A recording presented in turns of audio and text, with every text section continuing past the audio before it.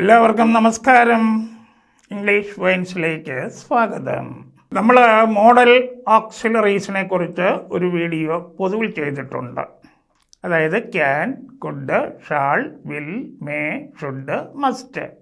അത് മൊത്തത്തിലായിട്ടുള്ളൊരു വീഡിയോ ചെയ്ത് തന്നിട്ടുണ്ട്. അതുപോലെ തന്നെ ഈ ഓരോ മോഡൽ ഓക്സിലറീസിൻ്റെയും പ്രത്യേകമായിട്ടുള്ള വീഡിയോകളും ചെയ്തു കഴിഞ്ഞിരിക്കുകയാണ്.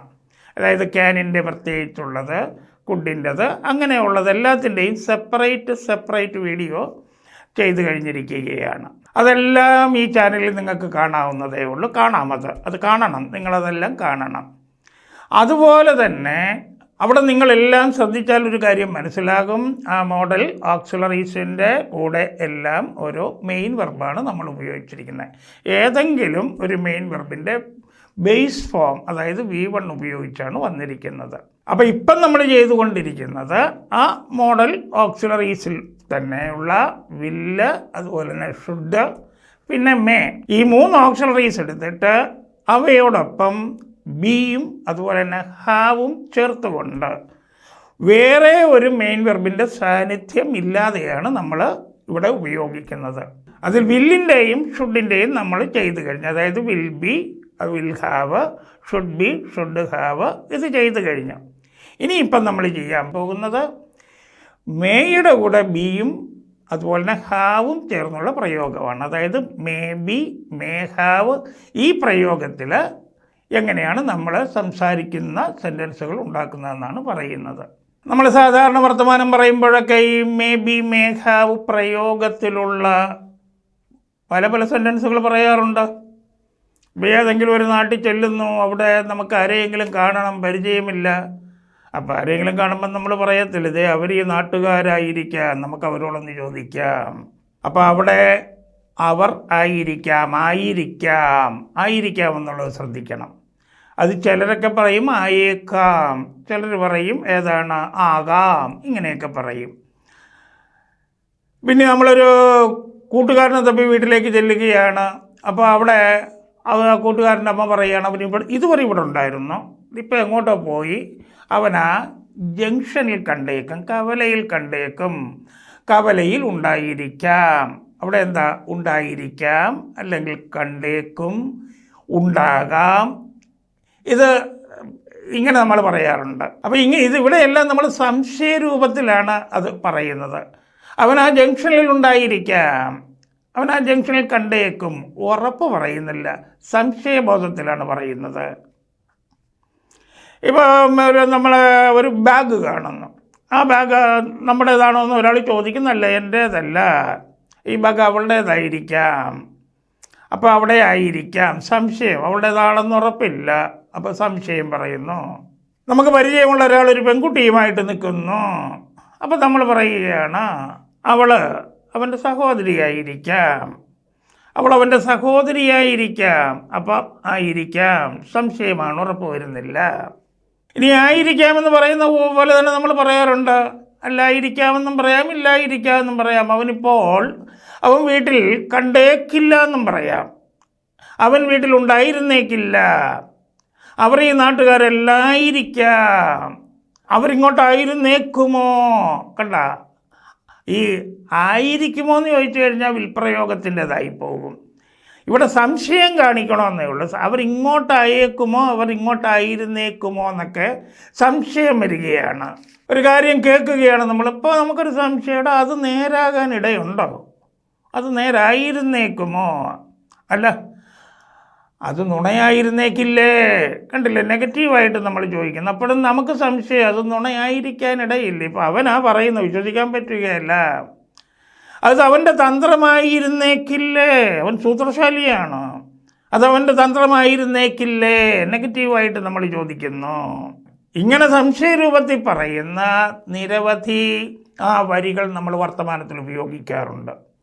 അവിടെ എല്ലാം നമ്മൾ ഉപയോഗിക്കുന്നത് ഈ മേ ബി പ്രയോഗമായിരിക്കും. അപ്പോൾ ഒരാൾ നമ്മളോട് ചോദിക്കുകയാണ്, നാളെ നിനക്ക് ക്ലാസ് ഉണ്ടോ എന്ന് ചോദിക്കുന്നു എന്ന് വിചാരിക്കുക. പക്ഷെ നാളെ ക്ലാസ് ഉണ്ടോ ഇല്ലയോ എന്ന് നമുക്കൊരു ഡൗട്ട്. അപ്പം പറയുകയാണ്, നാളെ എനിക്ക് ക്ലാസ് ഉണ്ടായിരിക്കുമെന്ന് ഉറപ്പില്ല, കണ്ടേക്കും, നാളെ എനിക്ക് ക്ലാസ് കണ്ടേക്കും, ക്ലാസ് ഉണ്ടാകാം, നാളെ എനിക്ക് ക്ലാസ് ഉണ്ടാകാം. അതുപോലെ തന്നെ കാശ് സമൃദ്ധമായിട്ട് ഒരു പയ്യൻ ചിലവഴിക്കുന്നു, ധൂർത്തടിക്കുന്നു. അപ്പോൾ എന്താണ് കാണുന്നവർ പറയും, അവൻ്റെ അച്ഛനമ്മമാർക്ക് കാശുണ്ടായിരിക്കാം. നമുക്ക് ഉറപ്പുള്ളതല്ല, പക്ഷേ ധൂർത്തടി കണ്ടിട്ട് നമുക്ക് തോന്നുന്നത് അവൻ്റെ അച്ഛനമ്മമാർക്ക് കാശുണ്ടായിരിക്കാം. ഇവിടെയൊക്കെ മേഹാവ് പ്രയോഗമാണ്. അവിടെയും സംശയരൂപം തന്നെയാണ്. അവിടെയും നമുക്കുള്ള ഉള്ളിലെ സംശയമാണ് നമ്മൾ പ്രകടിപ്പിക്കുന്നത്.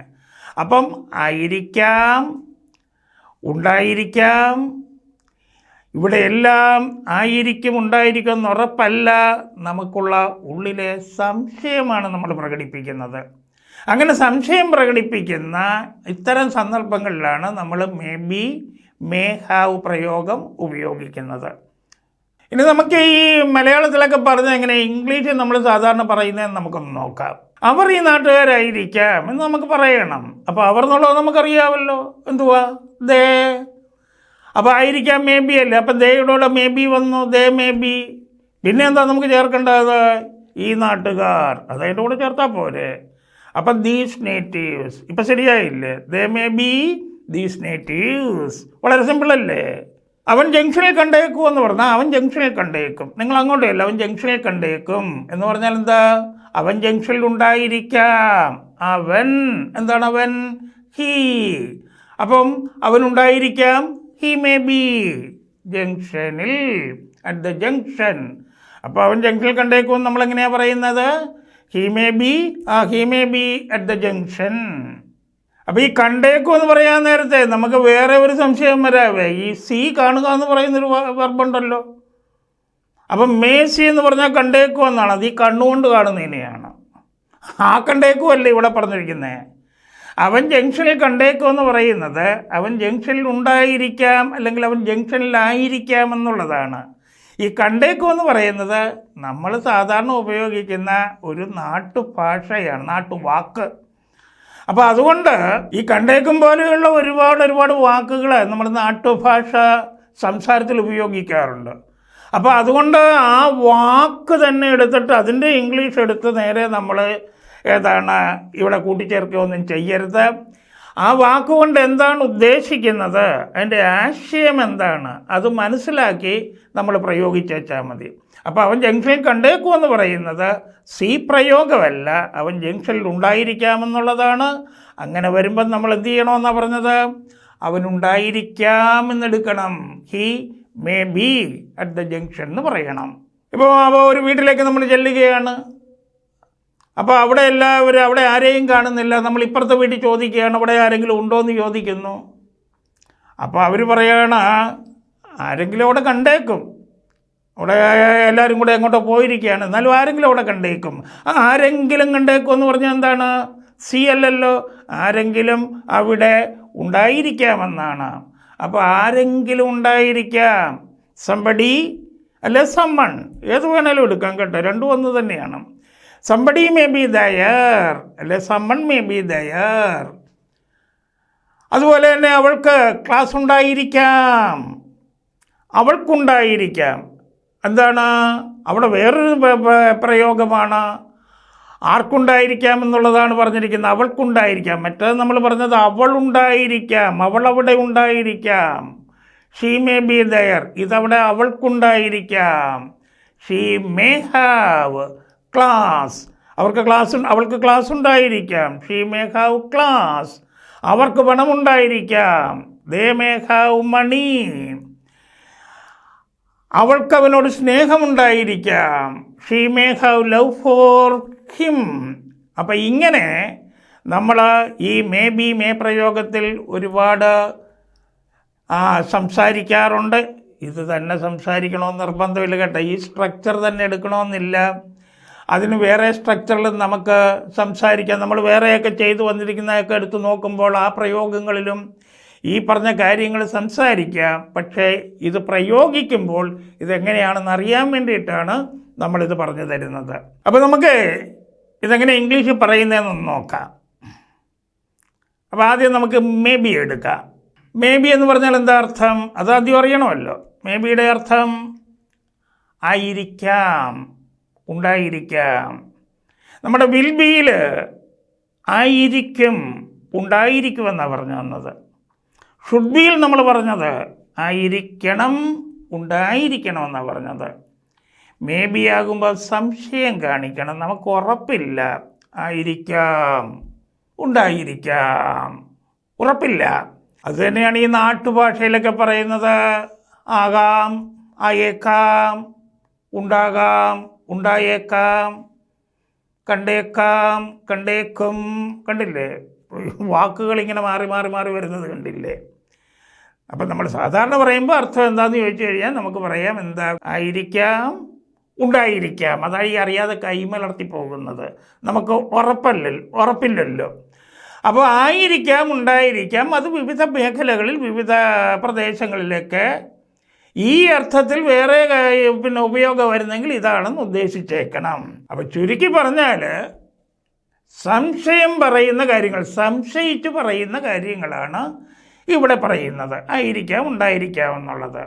അപ്പോൾ സ്ട്രക്ചർ എന്ന് പറഞ്ഞാൽ subject plus may be, plus എന്താണോ പറയാൻ പോകുന്നത് അത്രയേ ഉള്ളൂ. അവർ കുട്ടികളായിരിക്കാം, സബ്ജക്റ്റ് അവർ. ആയിരിക്കാം, may be, they may B. പിന്നെ എന്താണ്, കുട്ടികൾ, ദേ മേ ബി ചിൽഡ്രൻ. അപ്പോൾ ഇടയ്ക്ക് ഞാനൊന്ന് പറഞ്ഞുകൊള്ളട്ടെ, ഇടയ്ക്കൊന്ന് സൂചിപ്പിക്കുകയാണ്. മോഡൽ ഓക്സിലറിയിൽപ്പെട്ട മേയുടെ വീഡിയോ മാത്രമായിട്ട് നമ്മൾ ചെയ്തിട്ടുണ്ട്. അപ്പോൾ അത് നിങ്ങളൊന്ന് കാണണം. അപ്പോൾ ആ മേ പ്രയോഗം അവിടെയും സംശയത്തിൻ്റേതായിട്ടുള്ള കാര്യങ്ങളാണ് പറഞ്ഞിരിക്കുന്നത്. അപ്പോൾ അത് നല്ല രീതിയിൽ നിങ്ങളൊന്ന് നോക്കി കണ്ടു കഴിഞ്ഞാൽ, അത് ശ്രദ്ധിച്ചു കഴിഞ്ഞാൽ ഇവിടെ ഈ പറയുന്ന കാര്യം വളരെ നന്നായിട്ട് മനസ്സിലാകും. അവിടെ നമ്മൾ കൊടുത്തിട്ടുള്ളതിൽ ഇപ്പോൾ ഉദാഹരണം പറയുകയാണ്, മേക്കം, വന്നേക്കുമെന്നാണ്. അവർ വന്നേക്കും, എനിക്ക് അറിഞ്ഞോളൂ, നാളെ ചിലപ്പോൾ അവരൊക്കെ ഇങ്ങോട്ട് വന്നേക്കും സാറിന് പറയുന്ന. അപ്പം മേക്കം, വന്നേക്കും. മേഗോ, പോയേക്കും, അറിഞ്ഞുകൂടാ. ദേ മേക്കം, അവർ വന്നേക്കും, എനിക്കറിഞ്ഞുകൂടാ. ടുമാറോ ദേ മേഗോ, നാളെ അവർ പോയേക്കും. ഇറ്റ് മേ റെയിൻ, മഴ പെയ്തേക്കും. ഇങ്ങനെയൊക്കെയുള്ള മേ പ്രയോഗത്തിലെ സെൻറ്റൻസുകളെല്ലാം സംശയം കാണിക്കുന്നതാണ്. അപ്പോൾ അതുകൊണ്ടാണ് ആ വീഡിയോ ഒന്ന് കണ്ടിട്ട് ഈ വീഡിയോ കാണുകയാണെങ്കിൽ ഈ ആയിരിക്കാം, ഉണ്ടായിരിക്കാം എന്നുള്ളതിൻ്റെ അർത്ഥം എങ്ങനെയാണ് നിൽക്കുന്നത് എന്ന് നിങ്ങൾക്ക് വളരെ വ്യക്തമായിട്ട് മനസ്സിലാകും. അപ്പോൾ അവിടെ ശ്രദ്ധിക്കുമ്പോഴത്തേക്ക് ആ വീഡിയോ വാച്ച് ചെയ്യുമ്പോൾ ഒരു കാര്യം കൂടെ ശ്രദ്ധിക്കുക. ആ മേ പ്രയോഗത്തിൻ്റെ കൂടെ എല്ലാം ഏതെങ്കിലും ഒരു മെയിൻ വെർബിൻ്റെ ബേസ് ഫോം അല്ലെങ്കിൽ V1 ആണ് ഉപയോഗിച്ചിരിക്കുന്നത്. ഉദാഹരണം മേക്കം, മേഗോ, മേ സേ, മേ റൈറ്റ്, ഇങ്ങനെയൊക്കെയാണ് കൊടുത്തിരിക്കുന്നത്. പക്ഷേ ഇവിടെ വരുമ്പോഴത്തേക്ക് മേയുടെ കൂടെ വേറെ മെയിൻ വെർബുകളൊന്നും തന്നെ ഉപയോഗിക്കുന്നില്ല. മേയുടെ കൂടെ ബിയും മേയുടെ കൂടെ ഹാവും മാത്രമേ ഉപയോഗിക്കുന്നുള്ളൂ. അതൊന്ന് പ്രത്യേകം ശ്രദ്ധിച്ചേക്കണം. ഇനി നമുക്ക് ഇതിൻ്റെ നെഗറ്റീവും ക്വസ്റ്റ്യനും കൂടെ ഒന്ന് എളുപ്പം ഒന്ന് നോക്കിപ്പോകാം. കാരണം ഈ വിൽ ബി, വിൽ ഹാവും, ഷുഡ് ബി, ഷുഡ് ഹാവും ഒക്കെ ഇപ്പോൾ ഇതിനോടകം നിങ്ങളുടെ കയ്യിൽ എത്തി, നിങ്ങളത് കണ്ടും കഴിഞ്ഞ് കാണും. അപ്പോൾ അതുകൊണ്ട് ഇത് ഒന്ന് എളുപ്പം പറഞ്ഞു തന്നു കഴിഞ്ഞാൽ നിങ്ങൾക്ക് മനസ്സിലാകും. അപ്പോൾ നമ്മൾ എടുക്കേണ്ടത് എന്താണ്, പോസിറ്റീവ് സെൻറ്റൻസ് കിട്ടിക്കഴിഞ്ഞാൽ നെഗറ്റീവ് സെൻറ്റൻസ് ആക്കും, പിന്നെ പോസിറ്റീവ് ക്വസ്റ്റ്യൻ ആക്കും, പിന്നെ നെഗറ്റീവ് ക്വസ്റ്റ്യൻ ആക്കും. അങ്ങനെയാണല്ലോ നമ്മൾ ചെയ്തു പോരുന്നത്. ഇവിടെയും അത് തന്നെയാണ് നമ്മൾ ചെയ്യുന്നത്. ഇപ്പം നെഗറ്റീവായിട്ടുള്ളൊരു സെൻറ്റൻസ് നമുക്ക് പറയണം. അപ്പോൾ അയാൾ ഈ നാട്ടുകാരനല്ലായിരിക്കാമെന്ന് പറയുമ്പോൾ അതിൻ്റെ പോസിറ്റീവ് സെൻറ്റൻസ് എന്താണ്, അയാൾ ഈ നാട്ടുകാരനായിരിക്കാം. അപ്പോൾ അയാളായിരിക്കാം എന്താണ്, ഹീ മേ ബി. എവിടെയാണ് നോട്ട് ചേർക്കേണ്ടത്, മേയുടെ വലതുവശത്ത്. ഹീ മേ നോട്ട് ബി, അതാണ് ഹീ മേ ഇൻറ്റ് ബി. ഈ നാട്ടുകാരൻ ചേർത്തേക്കുക, ഹി മെയിൻറ്റ് ബി ദിസ് നേറ്റീവ്. നെഗറ്റീവായിട്ടുള്ള സെൻറ്റൻസ് എങ്ങനെയാണ് പറയുന്നത്, പോസിറ്റീവ് സെൻറ്റൻസിലെ മേ ബി പ്രയോഗത്തിലെ മേ എന്ന ഓക്സിലറി വെർബിൻ്റെ റൈറ്റ് സൈഡ് വലതുവശത്ത് നോട്ട് ചേർക്കണം. അപ്പോൾ എല്ലാ സെൻറ്റൻസുകളിലെയും ഓക്സിലറി വെർബിൻ്റെ വലതുവശത്ത് അഥവാ റൈറ്റ് സൈഡിലാണ് നോട്ട് ചേർക്കുന്നത് അഥവാ ഇൻറ്റും ചേർക്കുന്നത്. ഇവിടെ വരുമ്പോഴത്തേക്ക് ദേ മേ ബി, ഈ മേ ബി വരുമ്പോഴത്തേക്ക് മേയുടെ വലതുവശത്താണ്, റൈറ്റ് സൈഡിലാണ് ഇൻറ്റ് ചേർക്കുന്നത്.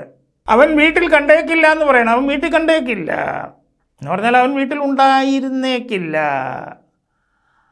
അപ്പോൾ അവൻ ഉണ്ടായിരുന്നേക്കില്ല, അവൻ വീട്ടിൽ കണ്ടേക്കും, അവൻ വീട്ടിൽ ഉണ്ടായിരിക്കാം. He may B in his house.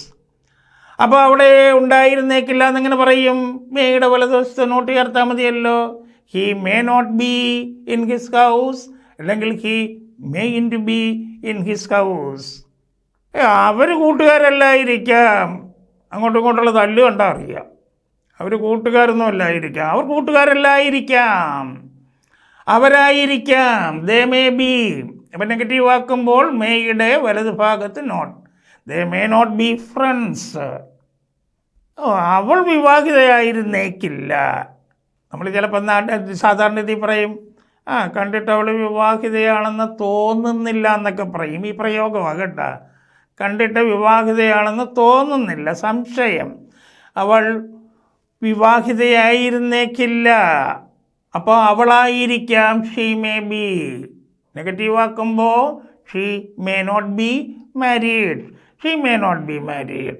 അവൾ വിവാഹിതയായിരുന്നേക്കില്ല.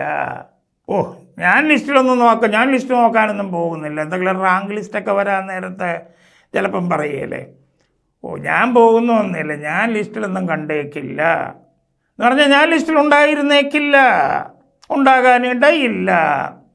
അപ്പം ഞാൻ ഉണ്ടായിരിക്കാം. I may B. മേയുടെ വലതുവശത്ത് നോട്ട് ഇടുക. I may not be. I may not be on the list. അപ്പോൾ ഇത് നെഗറ്റീവ് സെൻറ്റൻസുകളാണ്.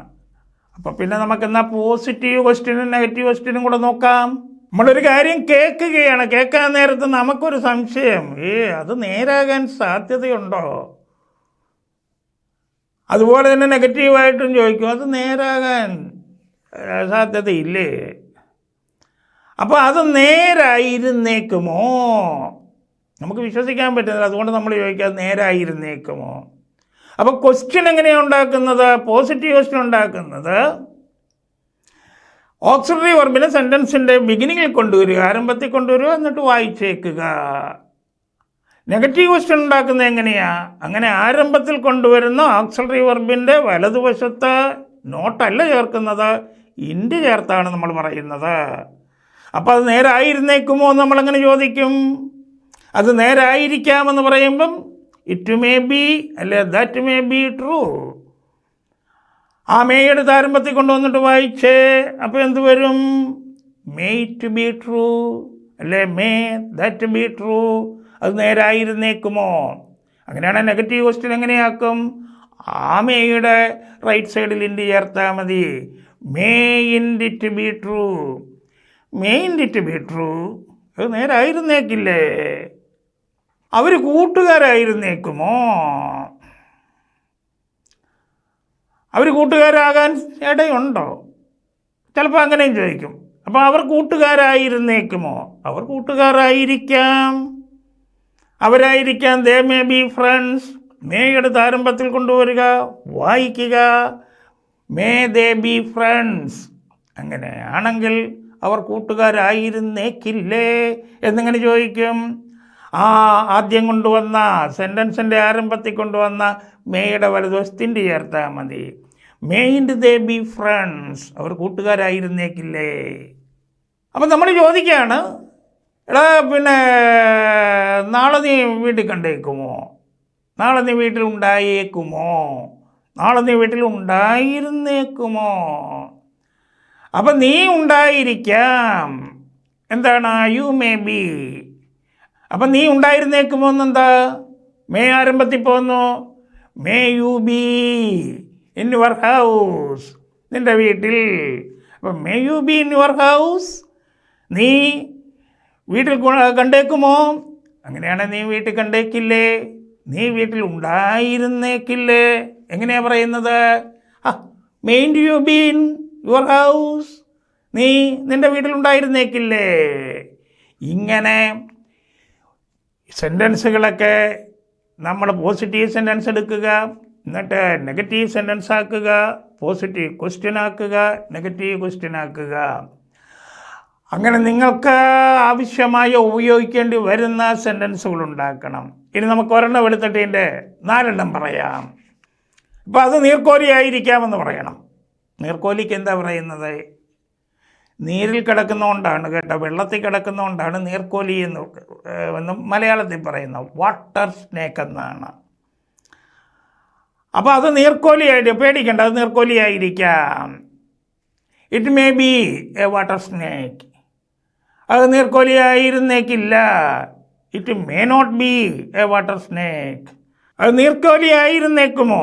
അത് തന്നെയാണ്, അത് നീർക്കോലിയായേക്കുമോ? May it be a water snake. അതൊരു നീർക്കോലിയായിരുന്നേക്കില്ലേ? അതൊരു നീർക്കോലിയായേക്കില്ലേ? May it be a water snake. ഇനി ഇതുപോലെ നിങ്ങളും സെൻറ്റൻസ് ഉണ്ടാക്കി 4 എണ്ണമാക്കി ശീലിക്കുക. പക്ഷേ ഇവിടെ നമ്മൾ എപ്പോഴും ചിന്തിക്കേണ്ട ഒരു കാര്യം, ആയിരുന്നേക്കും, ആയിരുന്നേക്കില്ല, ആയിരുന്നേക്കുമോ, ആയിരുന്നേക്കില്ലേ. സ്പോക്കണിൽ നമ്മളിങ്ങനെ ഒന്നും ഉപയോഗിക്കുകയല്ല. ആയിരുന്നേക്കുമോ, ആയിരുന്നേക്കില്ലേ എന്നൊക്കെ നമ്മൾ ചോദിക്കുന്നത്, അത് നീർക്കോലിയാണോ? Is it a water snake? അത് നീർക്കോലിയല്ലേ? Is it a water snake? Spoken ഇംഗ്ലീഷുകാരെ ഇത് കേട്ട് വിഷമിക്കരുത്.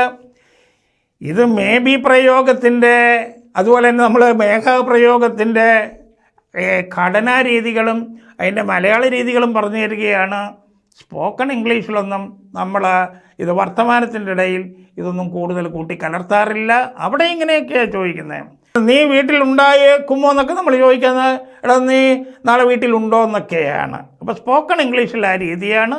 പക്ഷെ ഘടനാപരമായിട്ട് നോക്കുമ്പോൾ നമ്മളിങ്ങനെ മനസ്സിലാക്കണം. അപ്പം നമുക്ക് മേഘാവിലേക്ക് വരാം. മേ ബിയുടെ അർത്ഥമെല്ലാം പറഞ്ഞു കഴിഞ്ഞല്ലോ. മേഘ എന്ന് പറഞ്ഞു കഴിഞ്ഞാൽ ഉണ്ടായിരിക്കാം എന്ന് മാത്രമേ ഉള്ളൂ. മേ ബിക്ക് 2 രീതിയാണ് പറഞ്ഞത്. അത് വിൽ ബിക്കും ഷുഡ് ബിക്കും എല്ലാം അങ്ങനെ തന്നെയായിരുന്നു. മേ ബിക്ക് ആയിരിക്കാം, ഉണ്ടായിരിക്കാം എന്ന് പറഞ്ഞു. പക്ഷേ മേഘാവിന് ഉണ്ടായിരിക്കാം എന്നർത്ഥമേ ഉള്ളൂ. അപ്പം മേ ബിയിൽ നമ്മളെപ്പോഴും ശ്രദ്ധിക്കുന്നത് എന്താണ്? അപ്പോൾ വിൽ ബിയുടെയും ഷുഡ് ബിയുടെയും വീഡിയോ കണ്ടിട്ടുള്ളവർക്ക് വ്യക്തമായിട്ട് അറിയാമല്ലോ. മേ ബി ആയിരിക്കാം, ഉണ്ടായിരിക്കാം എന്ന് പറയുമ്പോൾ അവിടെ പറഞ്ഞതുപോലെ തന്നെയാണ്. എന്ത്? ആരായിരിക്കാം, ആരുണ്ടായിരിക്കാം, എന്തായിരിക്കാം, എന്തുണ്ടായിരിക്കാം, ഞാനായിരിക്കാം, ഞാനുണ്ടായിരിക്കാം, അതായിരിക്കാം, അതുണ്ടായിരിക്കാം. പക്ഷെ മേഘാവ് പറയുമ്പോൾ ഉണ്ടായിരിക്കാമെന്ന് മാത്രമേ ഉള്ളൂ. ആർക്കുണ്ടായിരിക്കാം? എനിക്കുണ്ടായിരിക്കാം, ഞങ്ങൾക്കുണ്ടായിരിക്കാം, അതുപോലെ എന്തിനുണ്ടായിരിക്കാം, അതിനുണ്ടായിരിക്കാം, ഈ മുറിക്കുണ്ടായിരിക്കാം, ഈ പൂവിനുണ്ടായിരിക്കാം. അപ്പം മേഘാവെന്ന് പറഞ്ഞാൽ ഉണ്ടായിരിക്കാം, ആർക്കുണ്ടായിരിക്കാം, എന്തിനുണ്ടായിരിക്കാം. ഞങ്ങൾക്ക് ക്ലാസ് ഉണ്ടായിരിക്കാം. അപ്പം ആർക്കുണ്ടായിരിക്കാം? ഞങ്ങൾക്കുണ്ടായിരിക്കാം. വി, ഞങ്ങൾ, പ്ലസ് പിന്നെന്ത് ചേർത്താൽ മതി? മേഘാവ് ചേർത്താൽ മതി. അപ്പം വി മേഘാവല്ലേ, പിന്നെന്താ ഉള്ളത്? ക്ലാസ്. അപ്പം ഞങ്ങൾക്ക് ക്ലാസ് ഉണ്ടായിരിക്കാം. We may have class. അവർക്ക് പണമുണ്ടായിരിക്കാം. അവർ, ദേ, പിന്നെന്താ ചേർക്കേണ്ടത്? മേഘാവ്. അവർക്കുണ്ടായിരിക്കാം. They may have money, they may have money. അപ്പം ഇവിടെ ശ്രദ്ധിക്കണേ, മേ ബിയിൽ ഉണ്ടായിരിക്കാം, മേഘാവിൽ ഉണ്ടായിരിക്കാം എന്ന് പറയുമ്പോൾ അവിടുത്തെ ആ പ്രയോഗരീതി നിങ്ങൾ ശ്രദ്ധിച്ചേക്കണം. അപ്പോൾ അവൻ ജംഗ്ഷനിൽ ഉണ്ടായിരിക്കാം എന്ന് പറഞ്ഞപ്പോൾ എന്താണ്? He may be at the junction. അത് അവൻ ഉണ്ടായിരിക്കാം. അവന് ക്ലാസ് ഉണ്ടായിരിക്കാം. അപ്പോൾ അവൻ ഉണ്ടായിരിക്കാം. He may have class. അപ്പോൾ അത് മനസ്സിലാക്കാൻ നിങ്ങൾ ഇങ്ങനെ ചെയ്തേച്ചാൽ മതി. ഏതാണ്? ആയിരിക്കാം എന്നുള്ളതിനെല്ലാം മേ ബി ആണല്ലോ, അതിപ്പുറത്ത് വരുന്നില്ലല്ലോ. അപ്പോൾ അതിന് സംശയമില്ല. ഈ അപ്പുറയും ഇപ്പുറയും ഈ പ്രയോഗത്തിലും ഹാവ് പ്രയോഗത്തിലും ഉണ്ടായിരിക്കാം എന്ന് കാണുന്നിടത്താണല്ലോ ഈ ഒരു കൺഫ്യൂഷൻ വരുന്നത്. അപ്പം നമ്മൾ ഇങ്ങനെ ചെയ്തേക്കണം. എന്താണ്? ഞാനുണ്ടായിരിക്കാം. എന്താ? I may be. എനിക്കുണ്ടായിരിക്കാം. I may have. ഞങ്ങളുണ്ടായിരിക്കാം. We may be. ഞങ്ങൾക്കുണ്ടായിരിക്കാം. We may have. നീ ഉണ്ടായിരിക്കാം. You may be. നിനക്കുണ്ടായിരിക്കാം. You may have. അപ്പോൾ ഈ വ്യത്യാസം നിങ്ങൾ തിരിച്ചറിഞ്ഞാൽ മതി.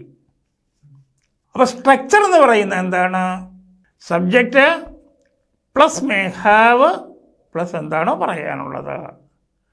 അവന് താല്പര്യം കണ്ടേക്കുമെന്ന് പറയുമ്പം സബ്ജക്റ്റ് അവൻ. പിന്നെ ഏതാ ചേർക്കേണ്ടത്? May have. അപ്പം ഹി മേ ഹാവ്, അവന് കണ്ടേക്കും എന്ന് പറഞ്ഞാൽ അവനുണ്ടായിരിക്കാം താല്പര്യം. He may have interest. ചില പ്രയോഗങ്ങളിൽ ആൻ ഇൻട്രസ്റ്റ് എന്ന് വരാം. ഹി മേ ഹാവ് ഇൻട്രസ്റ്റ്, അതും ഗ്രാമാറ്റിക്കലി കറക്റ്റ്. നമ്മൾ വർത്തമാനം പറയുമ്പം ഹി മേ ഹാവ് ഇൻട്രസ്റ്റ് എന്ന് പറഞ്ഞാൽ മതി. താല്പര്യം ഉണ്ടായിരിക്കാം, കണ്ടേക്കും. ഇനി നമുക്ക് നെഗറ്റീവിലേക്ക് പോകാം. നെഗറ്റീവിലേക്ക് പോകുമ്പോൾ എന്താണ്? മേ ബിയുടെ കാര്യം പറഞ്ഞ പോലെ തന്നെ പോസിറ്റീവ് സെൻറ്റൻസിലെ മേ എന്ന ആക്സിലറി വെർബിൻ്റെ വലതുവശത്ത് റൈറ്റ് സൈഡിൽ നോട്ട് ചേർക്കുക. നാളെ നമുക്ക് ക്ലാസ് കണ്ടേക്കില്ല, അതായത് നാളെ നമുക്ക് ക്ലാസ് ഉണ്ടായിരുന്നേക്കില്ല. അപ്പം നമുക്കുണ്ടായിരിക്കാം എന്നുള്ളത് എന്താണ്? വി മേ ഹാവ് അല്ലേ? We may have. അപ്പം മേ എന്ന ഓക്സിലറി വെർബിൻ്റെ റൈറ്റ് സൈഡ് വലതുവശത്താണ് നോട്ട് ചേർക്കേണ്ടത്. അപ്പം നമുക്ക് ഉണ്ടായിരുന്നേക്കില്ല, കണ്ടേക്കില്ല. We may not have. പിന്നെ ക്ലാസ്. അപ്പോൾ നമുക്ക് ക്ലാസ് ഉണ്ടായിരുന്നേക്കില്ല. We may not have class. അവർക്ക് മക്കളില്ലായിരിക്കാം. ഉണ്ടായിരിക്കാം, അതിൻ്റെ നെഗറ്റീവ് ഉണ്ടായിരുന്നേക്കില്ല എന്നും പറയാം, ഇല്ലായിരിക്കാമെന്നും പറയാം. അവർക്ക് മക്കളില്ലായിരിക്കാം, അവർക്കുണ്ടായിരിക്കാം. They may have. മേയുടെ റൈറ്റ് സൈഡിൽ നോട്ട് ഇട്ടു. അപ്പോൾ അവർക്ക് മക്കളുണ്ടായിരുന്നേക്കില്ല എന്നെങ്ങനെ പറയും? അല്ലെങ്കിൽ അവർക്ക് മക്കളില്ലായിരിക്കാം എന്നെങ്ങനെ പറയും? They may not have children. അവൾക്ക് താല്പര്യമുണ്ടായിരുന്നേക്കില്ല, അവൾക്ക് താല്പര്യമില്ലായിരിക്കാം, അവൾക്കുണ്ടായിരിക്കാം. She may have. മേയുടെ റൈറ്റ് സൈഡിൽ നോട്ട്. അപ്പോൾ എങ്ങനെ വരും? She may not have interest. അവൾക്ക് താല്പര്യം ഇല്ലായിരിക്കാം. അവർക്ക് സ്വന്തമായി വീടില്ലായിരിക്കാം, അവർക്കുണ്ടായിരിക്കാം. They may have. നെഗറ്റീവ് ആക്കുമ്പോൾ മേയുടെ വലതുവശത്ത് not. They may not have, അവർക്കില്ലായിരിക്കാം. ഇനി അവർക്ക് സ്വന്തമായി വീടെന്നല്ലേ? Their own house. They may not have their own house. അവർക്ക് സ്വന്തമായി വീടില്ലായിരിക്കാം. ഇതേപോലെ നെഗറ്റീവ് സെൻറ്റൻസുകൾ നിങ്ങൾ ചെയ്ത് പരിശീലിക്കുക. ഇനി നമുക്ക് ക്വസ്റ്റ്യൻസിലേക്ക് കിടക്കാം. Positive question, negative question. ഇത് വീണ്ടും വീണ്ടും പറയേണ്ട കാര്യമില്ലെന്ന് എനിക്കറിയാം, എങ്കിലും പറയുമ്പോൾ നമ്മൾ ആദ്യമായിട്ട് ഒരാൾ ഈ വീഡിയോ കാണുകയാണെങ്കിൽ മനസ്സിലാക്കണമല്ലോ, അതുകൊണ്ടാണ് പറയുന്നത്. ഒരു പോസിറ്റീവ് സെൻറ്റൻസിനെ പോസിറ്റീവ് ക്വസ്റ്റ്യൻ ആക്കാൻ എന്ത് ചെയ്യണം? അതിൽ ഓക്സിലറി വെർബിനെ സെൻറ്റൻസിൻ്റെ ആരംഭത്തിൽ കൊണ്ടുവന്ന് വായിക്കുക. ഒന്നിൽ കൂടുതൽ വെർബുകളുണ്ടെങ്കിൽ ആദ്യം കാണുന്ന ഓക്സിലറി വെർബിൻ്റെ വലതുവശത്താണ് നോട്ട് ചേർക്കേണ്ടതും. അതുപോലെ തന്നെ ആ ഓക്സിലറി വെർബിനെയാണ് സെൻറ്റൻസിൻ്റെ ആരംഭത്തിൽ കൊണ്ടുവരേണ്ടതും. അപ്പോൾ പോസിറ്റീവ് ക്വസ്റ്റ്യൻ ആക്കുന്നത് എങ്ങനെയാണ്? സെൻറ്റൻസിലെ മേ പ്രയോഗം, മേ എടുത്ത് സെൻറ്റൻസിൻ്റെ ആരംഭത്തിൽ കൊണ്ടുവരിക, എന്നിട്ട് വായിക്കുക. അപ്പോൾ അങ്ങനെ വരുമ്പോൾ നിനക്ക് നാളെ ക്ലാസ് കണ്ടേക്കുമോ എന്ന് നമുക്ക് ചോദിക്കണം. അതായത് നിനക്ക് നാളെ ക്ലാസ് ഉണ്ടായിരുന്നേക്കുമോ? നിനക്കുണ്ടായിരിക്കാം. You may have. മേ എന്ന ഓക്സിലറി വെർബ് എടുത്ത് സെൻറ്റൻസിൻ്റെ ആരംഭത്തിൽ കൊണ്ടുവന്ന് വായിക്കുക. അപ്പോൾ എങ്ങനെ വന്നു? May you have. May you have എന്ന് പറഞ്ഞാൽ നിനക്കുണ്ടായിരുന്നേക്കുമോ ക്ലാസ്. നാളെ എന്ത് ചേർക്കണം? Tomorrow. May you have class tomorrow. നാളെ നിനക്ക് ക്ലാസ് കണ്ടേക്കുമോ? നിനക്ക് നാളെ ക്ലാസ് കണ്ടേക്കില്ലേ? നിനക്ക് നാളെ ക്ലാസ് ഉണ്ടായേക്കില്ലേ? Negative question. അപ്പോൾ ആദ്യം കൊണ്ടുവന്ന മേയുടെ വലതുവശത്ത് ഇൻഡ് ചേർത്താൽ മതി. മേ ഇൻഡ് യു ഹാവ് ക്ലാസ് ടുമാറോ. അവർക്ക് സംശയം കണ്ടേക്കുമോ? അവർക്ക് സംശയം ഉണ്ടായേക്കുമോ? അവർക്ക് സംശയം ഉണ്ടായിരുന്നേക്കുമോ? അവർക്കുണ്ടായിരിക്കാം. They may have. മേ എടുത്ത് ആരംഭത്തിൽ കൊണ്ടുവന്നു. May they have doubt. അപ്പോൾ അവർക്ക് സംശയം കണ്ടേക്കുമോ? ഉണ്ടായിരുന്നേക്കുമോ? അങ്ങനെയാണെങ്കിൽ അവർക്ക് സംശയം കണ്ടേക്കില്ലേ? അവർക്ക് സംശയം ഉണ്ടായിരുന്നേക്കില്ലേ? ആദ്യം കൊണ്ടുവന്ന സെൻറ്റൻസിൻ്റെ ആരംഭത്തിൽ കൊണ്ടുവന്ന മേയുടെ വലതുവശത്തിൻ്റെ ചേർത്ത് പറഞ്ഞാൽ പോരെ? Mayn't they have doubt.